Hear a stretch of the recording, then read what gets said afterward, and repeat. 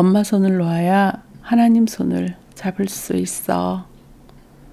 처음 큰아이를 학교에 등교시키는 날이었습니다. 더듬더듬 아이도 저도 익숙치 않은 영어로 학교 오피스에서 등록 확인을 마치고 이제 교실로 들어가야 할 때입니다. 작고 야문 아이 하나가 아이를 인도하러 나왔습니다. 그런데 큰아이는 나의 손을 잡고 매달려 놓질 않는 거예요.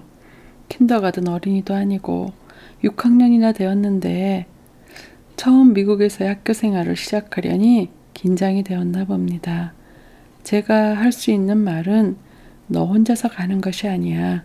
하나님이 함께 가시는 거야. 그런데 신기하게, 아니 너무나 감사하게 매달려 놓지 않던 아이가 저의 손을 내려놓고 따라 나서더라고요. 저도 어떻게 이런 말이 나왔는지 지금 생각해도 감사하기만 합니다. 하나님 손을 잡으려면 엄마의 손을 먼저 놓아야 한다는 것.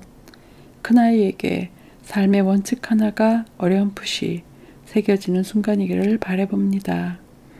아이를 그곳에 두고 오는 저의 마음 역시 그곳에 발을 들여놓던 순간보다도 훨씬 안도하며 나설 수 있었습니다.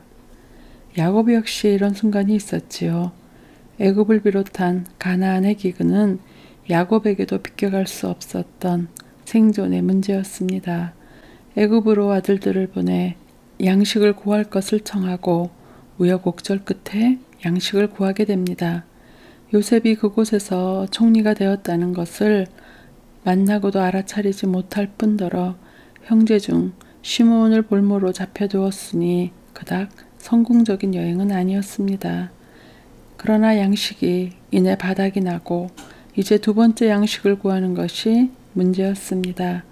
왜냐하면 요셉이 원하는 것은 막내 아우 베냐민을 양식을 구하러 올 때 데려와야만 정탐꾼의 누명도 벗을 수 있고 볼모로 잡힌 시므온도 구할 수 있는데 아버지인 야곱이 허락하지를 않는 거였습니다.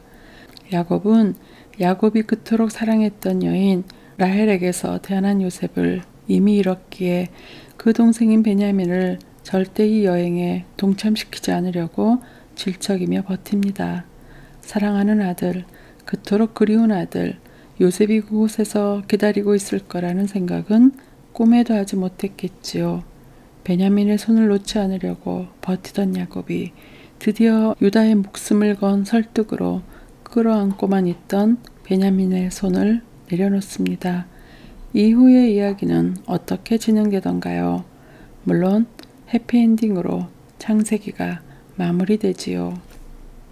야곱은 베냐민의 손을 놓고 보내고 나서야 비로소 꿈에 그리던 아들 요셉을 만나게 되었으니까요. 다시 돌아와 이번엔 저희 막내 이야기입니다. 막내가 이 코로나 시국에 한국을 가겠답니다. 작년에 계획했던 일이 코로나로 인해 못 가게 되었는데 올해 다시 시도하더군요.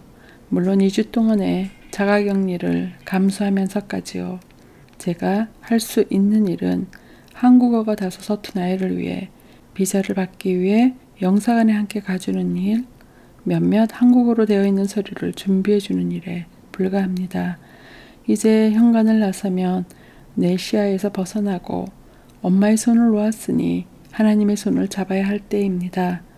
또한 엄마의 손을 놓아야만 하나님의 손을 잡을 수 있습니다. 어쩜 손을 못 놓고 질척이며 걱정하는 것은 엄마인 저인 것 같습니다. 제가 할 수 있는 당부의 말도 제가 할 수 있는 기도도 그것뿐입니다. 그분의 전능하신 팔이 그 아이를 잡아주시기를 또 저를 잡아주시기를 기도합니다.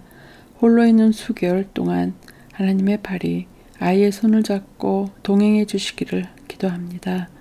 엄마의 손을 놓고 하나님의 손을 잡았을 때 그 아이 인생 앞에 주어질 새로운 기회들을 기대하고 기다립니다.